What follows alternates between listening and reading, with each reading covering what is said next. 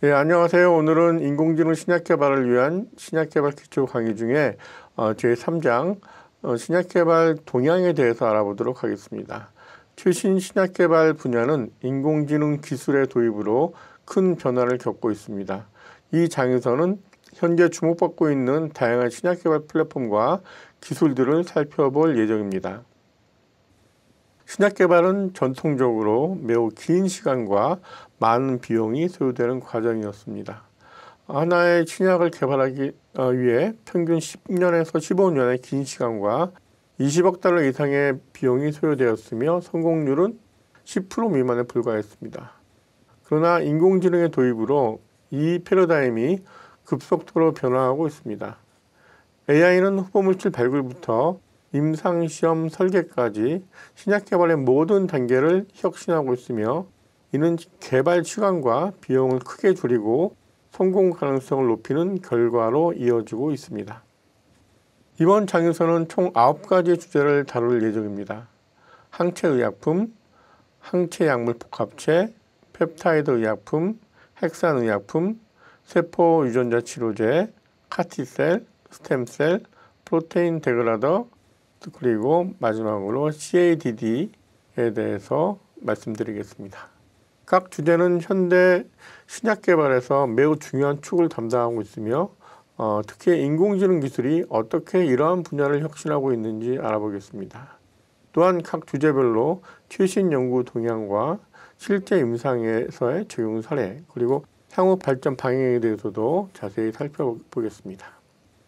우리는 이러한 다양한 플랫폼들이 서로 어떻게 상호 보완적으로 작용해서 각각의 장단점은 무엇인지도 비교 분석할 것입니다. 이를 통해 여러분들은 현대 신약 개발의 큰 그림을 이해하고 각 플랫폼이 어떤 질병 영역에 가장 적합한지에 대해서도 통찰력을 얻을 수 있을 겁니다. 그러면 항체의약품에 대해서 알아보겠습니다. 항체의약품은 특정 표적의 높은 선택성으로 결합하는 단백질 치료제입니다. 2024년 기준으로 전 세계적으로 130개 이상의 항체의약품이 승인돼서 사용 중에 있습니다. 예를 들어 류마티스 관절염 치료제인 휴미라, 다양한 암 치료에 사용되는 키트루다 등이 대표적인 항체의약품입니다. 항체의약품은 면역 글로불린 구조를 기본으로 하고 일반적으로 Y자 형태를 가진 대형 단백질입니다. 이 구조는 2개의 중세 헤비체인과 2개의 경세 라이트 체인으로 구성되어 있습니다. 가변 영역에 있는 CDR, 이 항원 결합 특성을 결정합니다. 항체의 FC 영역은 면역세포와의 상호작용을 통해 항체의 이펙티브 펑션을 매개합니다. 이러한 구조적 특성은 항체가 높은 특이성과 다양한 작용 메커니즘을 가질 수 있게 해줍니다. 모노클로널 항체는 단일 B세포 클론에서 생산돼서 동일한 구조와 특이성을 가집니다. 현재 자가면역질환, 암, 감염병 등 다양한 질환 치료에 활용되고 있습니다. 항체의약품은 작용 메커니즘에 따라 다양한 방식으로 분류될 수 있습니다. 중화항체, 표적항체, 그리고 면역조절 항체, 그리고 아고니스트, 안타고니스트 항체들이 있습니다. 중화항체는 바이러스나 독소와 같은 병용체를 무력화시킬 수 있고요. 표적화 항체는 특정 세포나 조직에 약물을 전달합니다. 면역조절 항체는 면역 반응을 조절해서 자가면역 질환이나 암을 치료할 수 있고요. 그리고 애고니스트나 안타고니스트 항체는 수용체를 활성화시키거나 차단할 수가 있습니다. 인간 항체 기술은 이종 항원성을 줄여서 인체 내 면역 반응을 최소화합니다. 초기 항체 의약품은 마우스 유래 항체로 인간에게 투여했을 때 면역 반응이 발생했지만 인간화 기술을 통해 이런 문제를 최소화했습니다. 최신 기술로는 완전 인간 항체 라이브러리와 트랜스제닉 마우스 기술이 주목받고 있습니다. 항체 의약품 발전 과정은 맨 처음에 마우스 유래 항체에서 키메릭 항체, 인간화 항체, 완전 인간화 항체 이런 순으로 발전이 이루어져 왔습니다. 이러한 발전 과정은 항체 면역 원성을 줄이고 인체 내 반감기를 늘리는 데 크게 기여를 했습니다. 두 번째로 바이스페시픽 항체는 2가지의 다른 항원을 동시에 인식해서 치료 효과를 높이는 기술입니다. 현재 10개 이상의 바이스페시픽 항체가 시장에 출시되어 있고요. 대표적으로 혈우병 치료제가 있습니다. 바이스페시픽 항체의 주요 적용 분야는 다음과 같은 것이 있습니다. T세포 리다이렉션은 그 암세포와 T세포를 동시에 표적화해서 면역 반응을 유도합니다. 그리고 이중 표적화는 두 개의 다른 질병 관련 경로를 동시에 차단해서 효과를 극대화할 수 있고요. 그리고 혈액 응고인자를 모방해서 헤몰리브라는 혈액 응고인자의 기능을 모방해서 혈우병 환자를 치료합니다. 최신 항체 기술로는 항체 조각, 다중 특이성 항체, 그리고 인공지능 기반 항체 설계 플랫폼이 급속도로 발전하고 있습니다. 항체 조각 기술은 전체 항체보다 작은 크기로 조직 침투력이 우수하고 생산 비용이 저렴하다는 장점이 있습니다. 이런 항체 조각들은 특히 고용암의 침투나 그리고 BBB 통과에 필요한 치료에 유용하게 활용할 수가 있습니다. AI 관련 개발 동향을 말씀드리도록 하겠습니다. AI를 활용한 항체 설계 최적화는 항체의 구조와 기능을 최적화하는 접근법입니다. 이를 통해 더 효과적이고 안전한 항체 의약품을 빠르게 설계할 수가 있습니다. 로즈와 같은 제약사들은 이러한 기술을 적극 도입하고 있습니다. AI 기반 항체 설계는 다음과 같이 세부적으로 나눌 수가 있는데 첫 번째로 에피토프 매팅 최적화. 이것은 머신러닝의 알고리즘을 이용한 것으로 항원의 에피토프, 그러니까 항체가 결합하는 부위를 정확하게 예측하여 항체의 표적 특이성을 향상시킵니다. 두 번째로 GDR을 최적화할 수가 있습니다. AI는 항체의 GDR, 서열을 최적화해서 항원과의 결합력을 높이고 교차 반응성을 줄일 수 있습니다. 그리고 세 번째로 FC 엔지니어링, 이것은 머신러닝 모델을 통해서 항체의 FC 영역을 최적화해서 그 효과기 기능, 그리고 반감기, 안정성을 향상시킵니다. 실제로 생성형 AI를 활용해서 100만 개 이상의 항체 후보군에서 최적 항체를 선별하는 기술을 사람들이 개발하고 있고요. 이를 통해서 항체 최적화 시간을 몇 년에서 몇 주로 단축시켰습니다.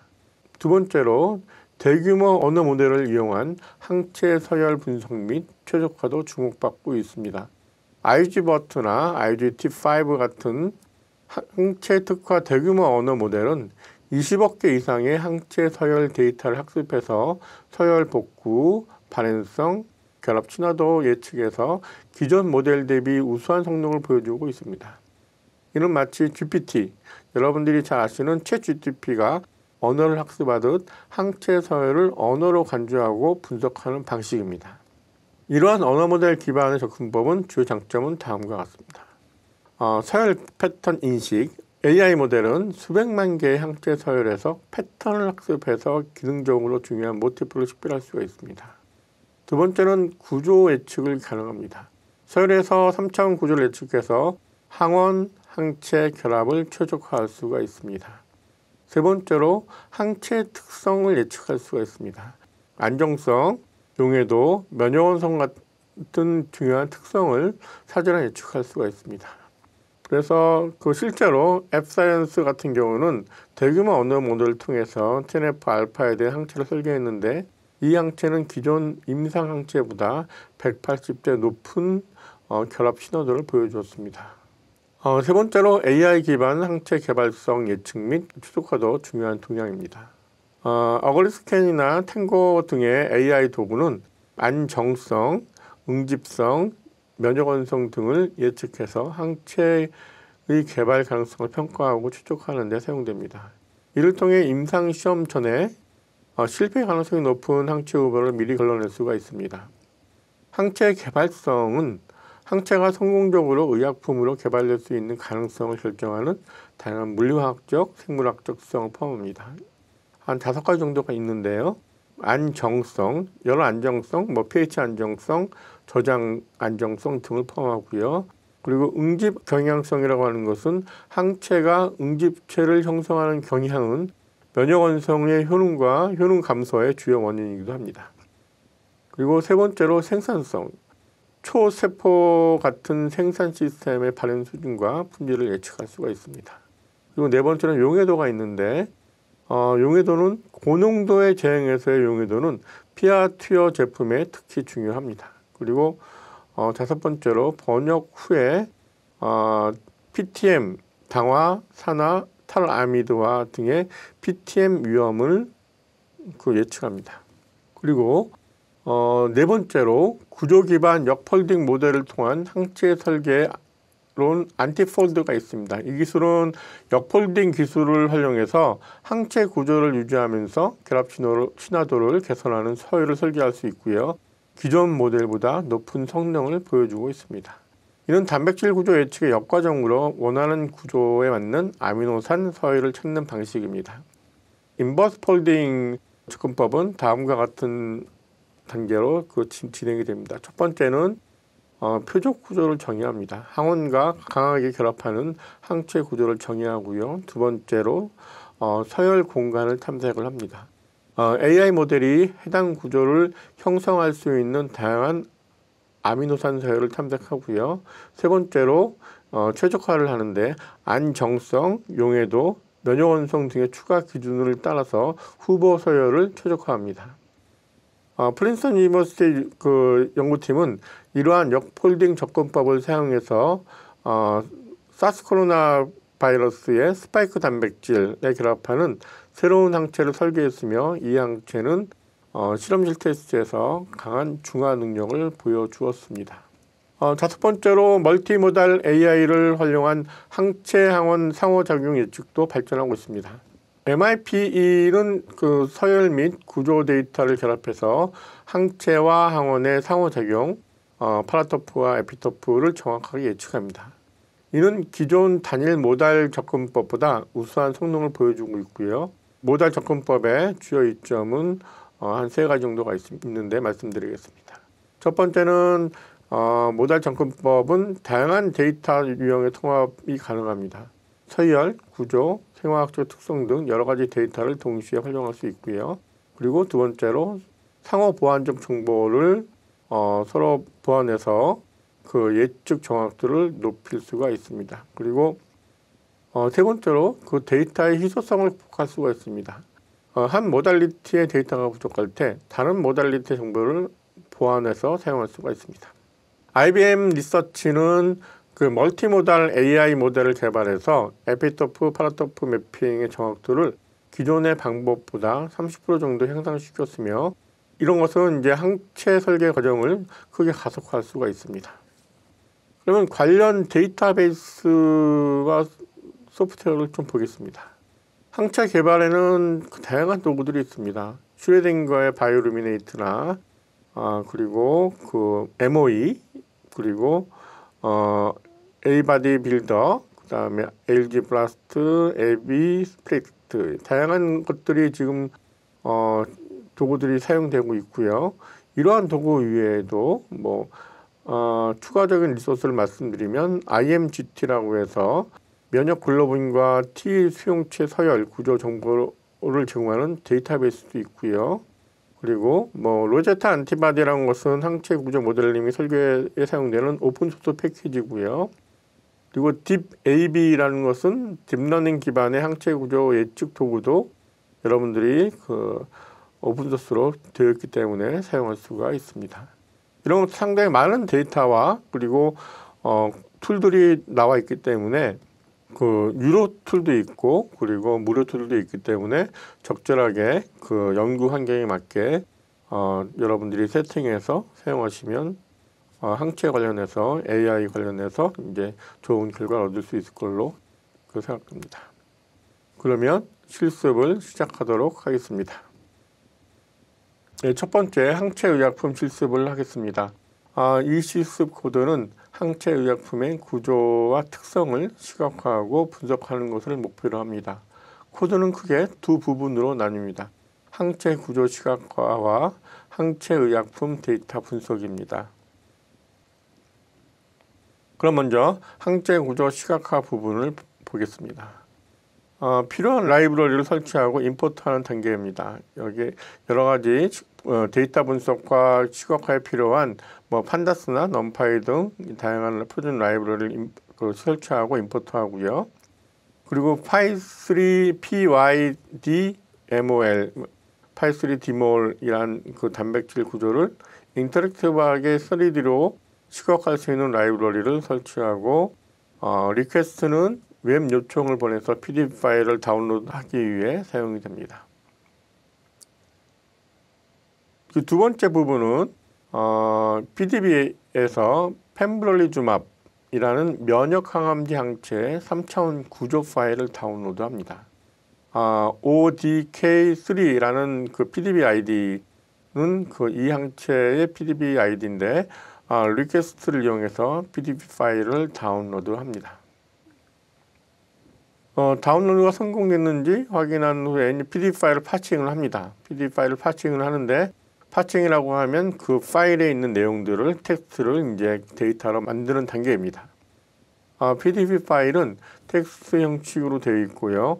각 줄마다 원자의 좌표와 관련 정보가 포함되어 있습니다. ATOM 또는 HETATM으로 시작되는 줄은 단백질 원자를 나타냅니다. 그리고 각 줄에서 22번째 열, 인덱스 21에 있는 문자가 체인 아이디가 되고요. 그 항체는 보통 여러 체인, 중세와 경세로 구성되어 있고요. 그건 헤비 체인, 라이트 체인으로 구성되어 있고요. 이 코드는 모두 모든 고유 체인 아이디를 수집합니다. 그래서 PDB를 로드를 하고요. 그 PDB 정보를 간단히 파칭을 하고 이제 그 체인 아이디를 이제 확인을 합니다.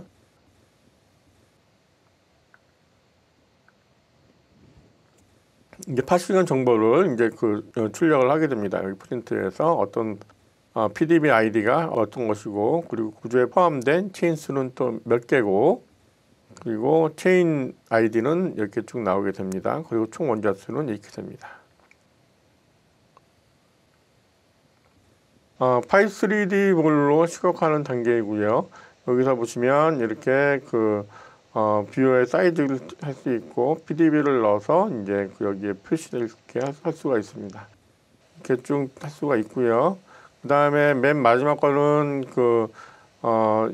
여기 때는 상당히 줌이 되어 있었는데 이거는 분자가 한 개 나오고 또 스핀까지 돌릴 수 있게 해놓은 겁니다. 그래서 여러분이 보시면 여기에 CDR 있고 그리고 F 체인도 다 표시됨을 볼 수가 있습니다. 그래서 마우스의 가운데 버튼을 휠을 움직이면 이렇게 줄일 수도 있고 늘릴 수도 있습니다. 그리고 첫 번째 마우스로 이렇게 돌릴 수도 있고요. 그래서 여러분들이 직접 사용해 보시면 될 것 같습니다.